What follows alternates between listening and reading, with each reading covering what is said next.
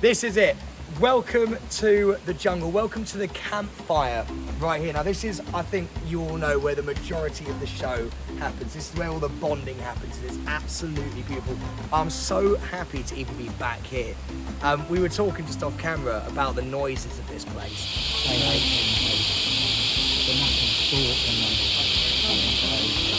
When you come in here, how loud is it? It's the actual jungle. Now, I was just telling you a story as well about Fred Sirich, who used to sleep on this very bed over here. And there was about a week in, this isn't even the first few days, like a week in, he turns round and he goes, turn off the sound. He thought they were playing the sound of the crickets through speakers that we couldn't see in the trees. And it turned out that they were all real. As it gets later on, it gets louder. When you hear your first kookaburra, it goes like, oh, this is nice. And it goes, wah, wah, wah, wah, wah, wah, wah. And you as being like English people, we literally, like, I've never heard a sound like that in my life.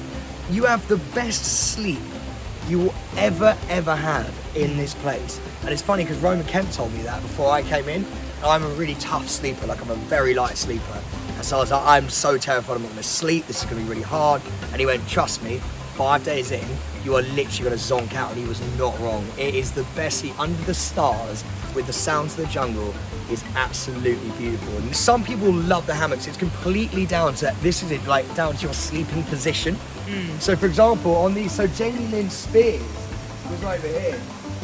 She sleeps on her back. And if you sleep on your back, it's absolutely great because you can cool yourself in. If you're a side sleeper, you're straight off the side. Yeah. And especially at night, you literally just don't see it coming, you just fall straight off. Marvin's got quite a funny story because he's a side sleeper and he's such a chivalrous man that at the very start he goes, don't worry Sam, mate, I'll take the hammock. And I was like, great, I'll take the bug. And then he said to me, this is literally a week ago, he goes to me, after 2 days and after knowing you guys so well, he was like, it's one of the biggest mistakes I've ever made. Yeah. He was like, I wish I'd just be like, no, I'm having that bed. Because it's the difference in sleep I think you get is night and day.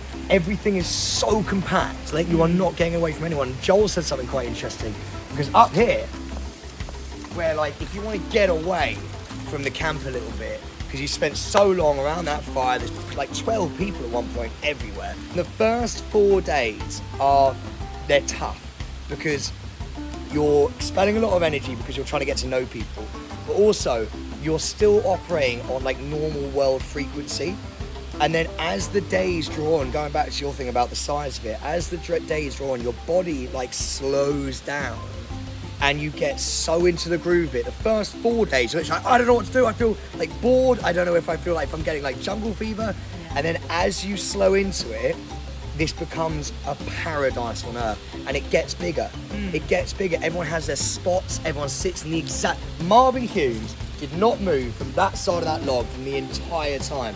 Like there's 12 people, you wouldn't think you'd notice it that much, but someone leaves, you're like, oh my God, it's like a part of your soul gets missing. Like empty. The spot's empty. And especially like if there's someone who's giving quite a lot of chat and stuff, like when Jamie Lynn left. So I think for this year, it's gonna be really, really interesting how people cope, because there's a lot of strong characters in this year. I'm kind of going against myself here. I think this is one of the best years in terms of lineups that we've ever had. That is completely new to me. Now when I saw that, I thought that is better than the bus that we had. We had a team bus that you could barely even sleep on. If you come up here, you'll see they've got mattresses on these bad boys, which is unbelievable. Now what I think is really interesting as well, not a lot of people know this, but me and Joel were talking about this, is that so if you manage to get into the leader's lodge, having a back to a chair is like gold dust. I know it sounds weird, I understand that, but your back, because you're sat on that fire like this for 3 weeks, just like that. So being able to be sat up here, rocking with a support on your back, I promise you, that will be like a really big deal for people. And the mattress is really soft as well, isn't it? We never had this! Mate, this is unbelievable, mate. This is going to be the most amazing sleep that they've ever had. And what I think is quite interesting is we're bringing this in at the start, and I think it's going to be great because you're going to get people seeing how the other half live in the camp, and you're genuinely going to be like, no, I do actually want that. Yeah, I was going to ask, how much does it actually get to you? Do you know what? I was lucky because for me, it's all about just being around people you like. So I was literally right next to Marvin, I was right next to Tony. So I was like, this is great. Like, as long as I'm around them. But people who love the amenities, really need it. Like, you notice very, very quickly who is the person who actually is gonna really struggle with like the lack of eating. Like, I'm not joking. People always ask me this. You get a coffee in there. There is no coffee. There is no tea. There is no milk. There is no sugar. There is no salt. There is no pepper.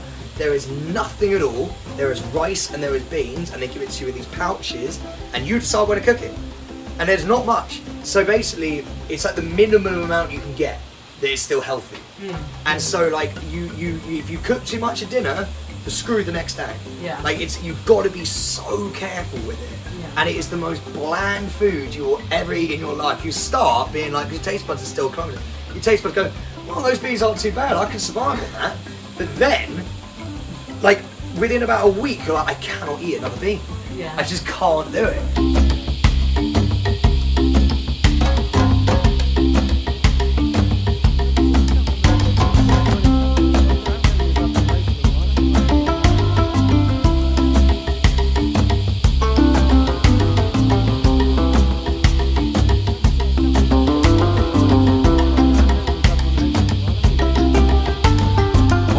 Need to do to win it? What do you need to win? Do you know what? We were just talking about this upstairs. By the way, I'm so sorry that I'm wearing a tank top. It's so hot here. I know I look like a bit of an idiot, but I don't care. It's just too hot to care. To win it, I was saying this earlier, me and Joel were saying this together. You get found out immediately if you have a game plan. Immediately. You cannot be in a place like this and not be yourself. You just can't. Like, everyone has up days, everyone has down days. I remember loads of people be like, there's no way Sam's always like that happy. No. It's all an act, mate. I had times where I was like sleeping on the bed as well, but like, it's so beautiful being here. It's so hard not to be happy, but that's a big thing. I think you happy or sad, being yourself. And it's such a boring answer, but there are people who will come in here. I kid you not. In this series, there will be people who come in here who are like, oh, if I do this, or if I do that, or maybe if I can get one of the trials and I can do the trial, I can do this, and airtime and this and that and the next thing, it goes straight out the window. The moment you get in here, you get found out instantly. And I would say to anyone who's going to go far, it will be the person who just enjoys, or not enjoys, lives the experience and actually just lives it. Like, you're in the jungle, you've got loads of people here to make friends with. Just, you're never going to get this time again. Just live it. And you were on the plane with Danny, were you like, are you quite jealous of what he's got ahead of him? Oh, I kept on saying that to him. I kept saying to Danny, I was like, do you know what, man? Because he was, look, we're not allowed to really say much, and I want to adhere to that as well. You want him to have the actual. You want him to have the actual experience, so it wouldn't be fair to say, like, to give anything away or anything like that. The only thing I said to him is, I said what Roman kept said to me: you're going to sleep amazingly, so don't worry about that. And number two, I went. I was exactly the same before I went in. He was hyperventilating, he was so nervous, he was so excited as well. And I said, the moment you leave, you will realise this is the best experience you've ever done in your entire life. Like, you will never get this time back. You'll never get to do it again. Yeah. So like, and I promise you, when you've come out the other side, you will remember this moment for the rest of your life, and it will be a positive. This is, and I'm not joking, I know how boring this is. This is the best show on TV by a mile.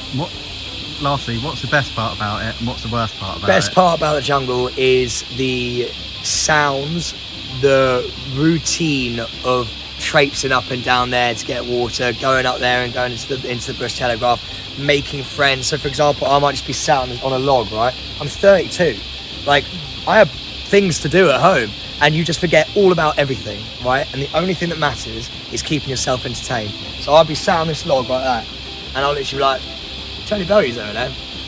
I'm going to annoy him, and just having the ability to just go up to who, not annoying, but like having the ability to go up to somebody and just start a conversation in this setting is the most magical thing in the world. Going up to Marvin Humes and going, everybody in love, and then he looks up and goes, everybody in love, and you're sitting on a log in the middle of a jungle, doing that with your heroes. That is the best thing about the jungle. Is so I've got loads of answers, but is doing a show like this with people that you have watched on TV or sport for your whole life. Someone like me, and there's I think a couple of people coming in this year who will feel incredibly lucky to be there, and because a lot of stars are in here, and then you get the people like me who sort of manage to sneak in somehow.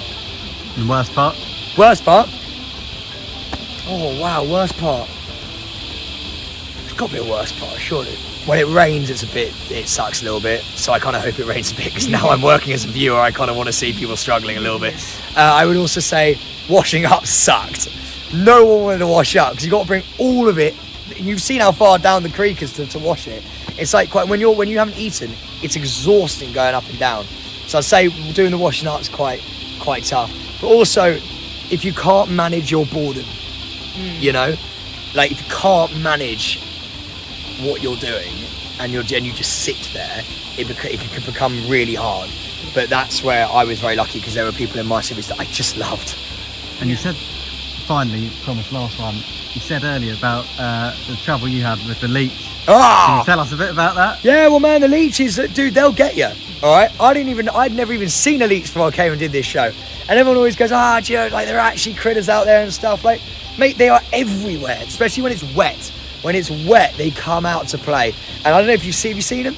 They're like these really thin little things, right? And they go like that, and so they'll climb like it's like something from Venom. They'll climb like that up your leg. And then what they'll do is, this is terrifying, they can get through clothes. So you're all wearing jungle kit, right? They will get through your shorts. They can go through the fibres. So they'll stand, so they'll move like that. They'll stand on edge like that and burrow into your clothes. They'll get through the clothes into your skin. You don't know they're there. And the only way you find out you've got one is because it starts itching because they've fallen off. Where was yours itching? In my arse. Yeah, I got bitten on my bum in the team bus. It was like a murder site. Blood everywhere, because what they do is they release a toxin that allows them to keep, clearly I know a lot about them now, they release a toxin which allows them to suck the blood easier, so it makes your blood really thin, so it doesn't scab up, and so you just bleed and bleed and bleed. And I woke up and went, oh my God, what's happened? And it was just a leech comatose going, oh yes. And he'd detached because he'd had enough, and then Marvin chucked him in the fire. Yeah,